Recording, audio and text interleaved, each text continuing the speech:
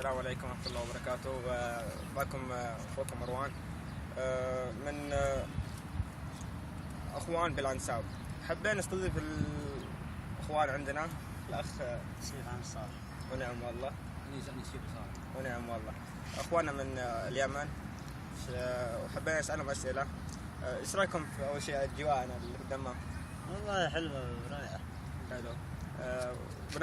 بمناسبة رمضان جاي الحين وكذا، ايش رايكم يعني تنصحون نصيحة لأخوانكم اللي بيشوفونكم ان شاء الله في البرنامج؟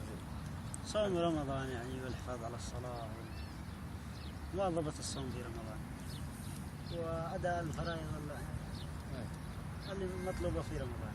حلو، بس في مثلا يجيك واحد يقول مدامي انا ما اصلي ولا اسوي شيء، يعني ليش اصوم؟ يعني اذا هذا مش مقبول وهذا ليش اقبله؟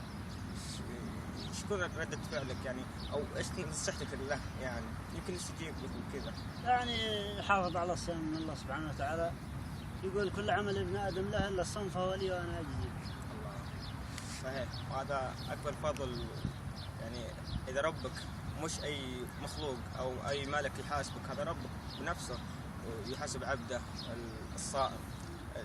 يجيك واحد مثلا من الفجر إلى المغرب، يعني هو صايم ويتعب ويروح ويشتغل ويرجع، فوق هذا كله يعني على أجر. هذا أكبر شيء. ملائكة تسبح له، ملائكة تستغفر له، هذا شيء عظيم عند الله. وحبينا بس طلع عشان الصيام الحين جاي بإذن الله، والله يتقبل منا ومنكم بإذن الله. إن شاء الله. السلام عليكم.